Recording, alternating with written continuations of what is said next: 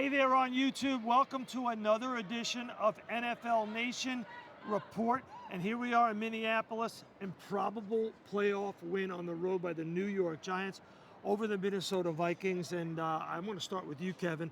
What was your biggest takeaway from this game and the Vikings loss? They won 11 one-score games this season. During the regular season, set an NFL record. Got to the playoffs, lost a one-score game. Lost it mostly because of their defense, but it is almost as if they had been inevitable during the season in these games, and they finally hit the historical trend and went backwards, and here they are with a loss and ending their season in a one-score game. Jordan, let me give you two words. Daniel Jones. Awesome. I mean, that's what Andrew Thomas told me about him. He was awesome today. 300-plus yards passing, 75-plus yards rushing. Only two other quarterbacks, Sal, have ever done that in the postseason NFL history. Steve Young and Lamar Jackson. That's pretty good company. He's been their best player the whole second half of the season, and he did it again. He's the reason why they won this game. And I'll tell you what I thought about him, and this was just watching him. I thought the ball had more velocity on it, and I thought he himself had a lot more speed running with the football. He just seemed juiced up to play in this game. Yeah, I mean, he said to me earlier this week, you know, the advice he got from Eli was the intensity is going to rise, and that he had to play the same and do the same things he's done throughout the season to get him to this point. But I think you saw the juice and the adrenaline, especially early. He was unbelievable the first two drives, looked unstoppable, running and passing, and you saw that was the difference. The Giants' offense was the difference in this game. First blush, what was the problem with the Vikings defense? It's really been the problem all year. They were never able to fix it. Little pass rush and soft zone.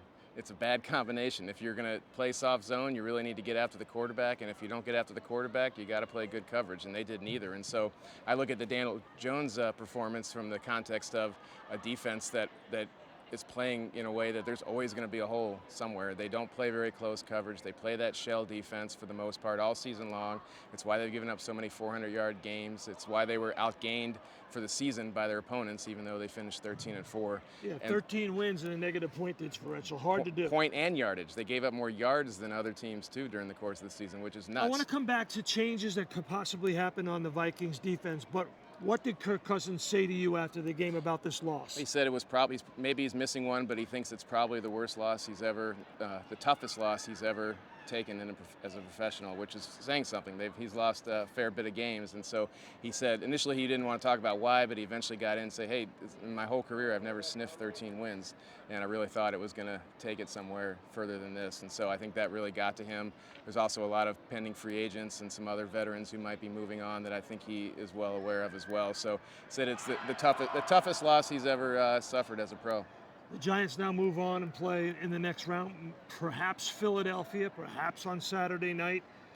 What do you see about this Giants team that gets them ready to take on Philly in the playoffs? I mean, they're looking forward to it because, Sal, I talked to Xavier McKinney. He told me with him and Adoree Jackson both back, it's a different defense than the Eagles have faced. Even when the Eagles really took care of business the first meeting and smashed them when the Giants played their starters, those two guys were not on the field.